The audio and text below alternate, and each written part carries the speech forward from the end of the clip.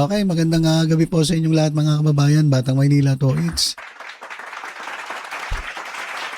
kaninang umaga po, paggising ko. Nako, wala po akong boses. So, kaya nga nag-post ako eh. Hindi na sana ako magbi-video kasi feeling ko mahihirapan ako. Kanina talaga, hirap na hirap ako magsalita. Eh, buti ngayon kahit papaano. After ko kaninang umaga, nag-gargle ako ng mainit na tubig na may asin. Tapos uminom ako ng nilagang luya. So sa labat. So salamat dun sa mga nag-post po kasi ako sa YouTube. Sabi ko nga wala akong boses. Tapos pwede makahingi ng mga tips kung anong mas magandang gawin para mabilis bumalik yung boses. So marami pong nag-comment doon. Oy, thank you po sa inyo. Salamat po din sa mga nag-comment. At doon sa mga basher, nakapakialam sa inyo. Marami po kasi mga basher din na nag-comment. Mga yan nabubuhay yan sa pambabash. O hayaan na lang natin sila. Hindi ko naman binubura yung comment nila Mas maganda nga makilala natin kung sino yung mga trolls. Diba? Well anyway, salamat Salamat po muli dun sa mga nagbigay ng kanilang tips. At ito sinusunod naman natin yung sinasabi nila. Yung ginawa kong sa labat nilagyan ko ng lemon. So medyo okay naman. Siguro napagod lang yung aking yung boses, no? Yung lalamunan. Tapos medyo may konting ubo, may konting sipon. So nagsabay-sabay na. Kaya yan, nawala na nga pansamantala yung ating boses. Pero ngayon ito, kahit pa paano naman nakakapagsalita tayo. Alright? So ito mabilisan lang. Gusto ko lang i-share sa inyo itong nangyari kay Vince Dizon. Kasi kanina ba to? Kailan ba to? Basta nag-inspection po kasi sila ng Maharlika Highway. Haba-haba po niyan. So napunta sila rito sa yan. Sa Mauca Bridge sa Lupi, Camarines Sur. Okay, so dyan sila tumambay. At bigla-bigla meron pong dumaang isang napakalaking truck. May kargang bakal pa patungong Bicol. So nung dumaan yung truck, palang niya umuga yung tulay. At itong si Vince Dizon napamura. Napamura siya. Natakot siya. At sabi niya, delikado kasi biglang umuga yung siguro doon sa lugar niya, ang lakas na uga. So, minsan ganun din Kung pupunta kayo ng SM sa mga mall, pansinin ninyo, doon sa mga malalapit sa mga elevators o doon sa mga mapapansin nyo, umuuga din Umuuga din. So, ang tanong dito, delikado ba yung naramdaman ni Vince Dizon o natural? O normal lang ba yung naramdaman ni Vince Dizon na pag-uga doon sa tulay? Nasagot ko dyan, depende. Depende doon sa naramdaman niyang pag-uga. Sa tingin ko malakas yung pag-uga kasi napamura siya O kaya naman, mga kababayan, dahil hindi ka, kumbaga hindi ka engineer. Kaya hindi mo malamang naintindihan kung bakit siya gumalaw. Kasi mas kabahan itong si Vince Dizon kung gumalaw yung tulay nang walang dumaan. Di ba? Kung walang dumaan, tapos gumalaw, yun ang delikado. Alam, tumakbo ka na, Vince Dizon. Talaga mapapamura ka. Di ba? Pero, ito pa. Matakot ka. Kung dumaan, motor, biglang umuga. Yung tulay. Kabahan ka na dyan. O kaya naman kahit kotse, yung light vehicles, kabahan ka na. Kapag gumalaw na yung tulay na yan. Di ba? Kaso yung dumaan isa pong malaking truck na may karga pang mga bakal. So sobrang bigat niyan. Ngayon, normal ba yung pag-uga ng tulay? Depende nga yun sa pag-uga. Pero, mga kababayan, para lang sa kaalaman ninyo, sa design po ng tulay, normal lang po ang pag-uga ng tulay kapag mayroon pong dumadaan na heavy moving loads. Moving loads po yan Oh. Mararamdaman mo po talaga na uuga yan. Ha? Uga po talaga yan. Ito. Normal ba na na umuuga ang tulay kapag dinadaanan ng sasakyan lalo na ng mabibigat na truck? Okay. Yun po ay normal. Kasi ito ba nga mga tulay po ay dinisenyo para tiisin ang iba't ibang puwersa. Okay? Kabilang ang bigat at paggalaw ng mga sasakyan. Kaya kapag dumaraan ang mga mabibigat na truck o bus, nagkakaroon ng live load puwersang gumagalaw na nagdudulot ng bahagyang pag-vibrate ng istruktura. Okay? Kahit mahusay ang pagkakagawa at walang sira ang tulay, maaari mo pa rin maramdaman ng kaunting paguga o pag-bounce, pag-vibrate dahil din sa dynamic load ng trapiko. Kasi kung mapapansin ninyo, meron ang dami sasakyan dumadaan Di ba? Teka, hindi ko pa pala napiplay ito. Nagpapaliwanag na ako. Play ko muna itong video. Tingnan nyo si Vince Dizon, takot. Napamura pa. Napamura. Ito guys, panoorin natin. Oh my gosh! Paano ko nakasakay na yung napuntak yan? Tapal lang yun.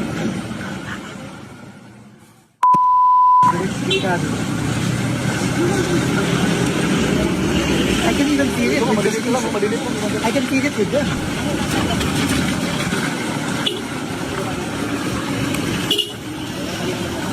Yeah, this is dangerous. Okay guys. So, napamura Kinabahan siya Lakas ng paghuga. Kita-kita naman natin Kaya ang tanong ko lang, bakit may ano dito? Bakit may mga shoring jack? Ito mga kababayan, Kita niyo yan. Shoring jack yan Ayan bakit may mga shoring jack? Bakit may ganyan sa tulay? Dapat walang ganyan sa tulay Ano to? Baka naman talagang may sira na yung tulay Kasi, hindi naman to under construction And actually, pinag-utos ni Vince Dizon, sekretary ng DPWH, ang pag-assess at pagkukumpuni ng nasabing tulay, itong Mauca Bridge sa Lupi, Camarines Road. So, hindi ito under construction. So, gusto niyang i-assess, tingnan kung bakit ganun kalakas yung uga. Kasi tingnan niyo mga kababayan, bakit may shoring jack dito? Dapat walang ganito. So, malamang, may problema talagang tulay na to. Bakit may shoring jack? Ano yung support? So, supportahan nila yung tulay. Ayan mga kababayan, kita nyo naman ito. Tingnan nyo yung mouse ko. Ayan, shoring jack yan. Mga tubo yan. Nakaklamp. Hindi ko alam kung para saan yan Bakit ganyan? Iniipit yung yung poste ng Ayan Ano yan, nagdadagdag suporta dun sa bridge. Hindi, mali yan. Kung ganyan ang style nyo, mali yan. Kasi kung may diferensya na yung tulay, dapat hindi nyo na yung pinadadaanan at hindi makakatulong yung mga shoring jack na yan para kayanin yung load nung dumadaan dyan. Kung talaga may diferensya yung tulay. Pero guys kasi, sa totoo lang, ang tulay po kasi talagang nanginginig yan. Nangyayari yan. At yung vibration, ano yan after naman dumaan na yung load, yung truck, titigil na yan. Ang masama nga sabi ko, kung dumaan yung truck at nanginig at hindi na tumigil. Hindi na tumigil. At tumatalbog-talbog na sila dun sa tulay. Yun po yung delikado. Pero, yung talagang talagang may vibration, pansamantala lang, natural lang po yan. At walang kasabay na malalakas na tunog, bitak o paggalaw mismo ng daan. Okay? Kung gumagano na, gumagawang-gayawang, tumakbo ka na Vince Dizon. Pero yung ganyan lang, nagbabibrate ng konti, normal yan. Ano ang hindi normal? Okay, ano hindi normal? At dapat, mapa-inspeksyon na. Okay. Kapag meron ng malalaking bitak doon sa mga biga, sa deck, o doon sa beam ng tulay, kinakailangan mo na yung pa-inspeksyon o i-passes. Katulad ng sabi ni Vince Dizon. Pangalawa, hindi pangkaraniwang pag-uga o pagyugyog. Lalo na kapag may kasamang tunog, metallic clank, rumble at malaking lubog. Ayun po, hindi na po normal yon. kapag may maingay na, pag gumalaw, tapos may kweng, kweng, kweng, kweng, kweng, kweng. Patay tayo dyan. Delikado na. Tumakbo ka na. Vince Dixon kapag ganun. O kaya naman, merong malaking deformation doon sa tulay. O kaya naman, may settlement. Pag lumubog na, sobrang laki ng lubog. Delikado na yan. O kaya naman, kapag may nakita kang lumuluwag na mga bolts o connections sa ilang bahagi ng tulay, yun po yung hindi normal at kinakailangan mo ng, kumbaga sa sakit magpa-check up. Kinakailangan niya ng pa-inspeksyon. Pa-inspeksyon at gumawa ng comprehensive structural inspection ang mga civil engineers. Alright? So yung naramdaman ni Vince Dixon, hindi ko masasabing normal kasi parang ang lakas eh. Pero normal po kasi yan. Diba? Sabi ko sa inyo, patakot siya kung tricycle lang dumaan at biglang umalog. Ayun, pero sobrang laki ng truck eh. Ngayon siguro, habang iniimbestigahan yan, dapat limitahan muna. Wala muna ang pwedeng padaaning mga mabibigat. Di ba? Ganun na lang gawin dyan. Kasi, under imbestigahan pa eh. I-assess pa eh. Ngayon kasi ganito yung mga kababayan ha. Ang design po kasi ng bridge, kasi, alimbawa, ito yung tulay. Tulay po ito. So, meron po mga support. May support dito, may support po yan dito sa kabila. At usually po, ang support po ng bridges, hindi po yan fixed. Okay? Kasi, sa support po kasi, hindi po yan, kasi may mga fixed, may hinge, may roller, iba-iba po yan. So, yung support po ng bridge, usually roller po yan. Roller dito, roller dito. Ibig sabihin, pag may dumaan na mabigat, gumaganyan po yan, gumagalaw po yan. At minsan nagbabibrate. Okay?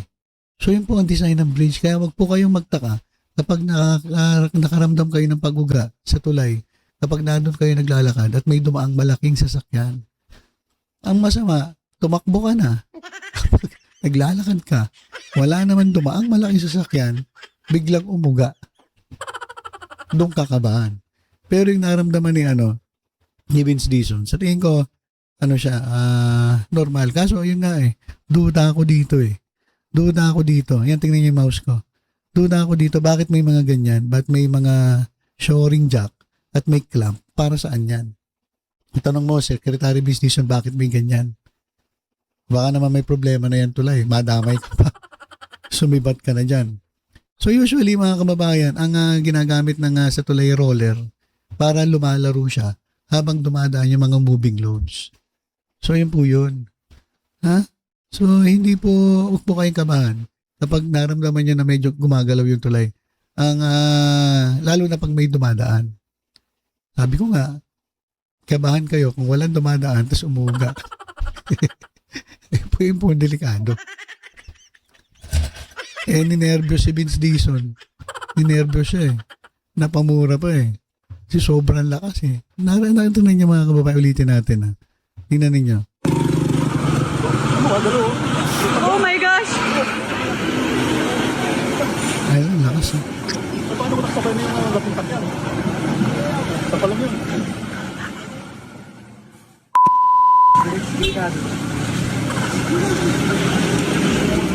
I can even feel it. Malilit lang, malilit lang. Ano sabi? Ngayon maliliit, umuga rin. Sabi ba? Malilit lang, malilit lang. I can feel it with them. Hindi naman masyadong umuga nung maliliit. Yung heavy lang, yung malalaking truck. So, kapag sasakyan lang na maliit, biglang umuga. Ayun ang delikado. Tumakbo ka na, Vince Dixon. Baka sumunod ka kay Cabral. Okay. So, anong dapat gawin para makasigurado si Vince Dixon makawala yung kaba niya? Yun. Gusto niya nga pa-inspection at i-assess at ikumpuni ang Macau Bridge sa Lupi, Camarines Sur. Kinabahan siya Pero usually mga kababayan, normal lang po ang paggalaw ng bridge. Kasi nga po, yun po talaga design nila. Hindi po pwedeng fix. Kasi pag lumindol, may dumaan na malakas na na malalaking mga loads, mas lalong delikado yun. Mas maganda yung lumalaro siya. Doon sa mga dumadaan sa loads, moving loads po kasi yan. Okay? So, yan lang po muna mga kababayan. Pasensya na kayo sa boses ko Para ako si Renz Berano no? Pag-busan. Mag-isa. Okay, so yun lang po muna mga kababayan. Medyo papagaling muna ako. Baka sana bukas mawala na yung yung hirap. Sana maganda na yung boses ko. Alright? So yun lang po mga kababayan. Tutok-tutok lang po. Dito sa Batang Maynila. Toid sa iba pang updates. Ingat po tayong lahat guys. God bless po.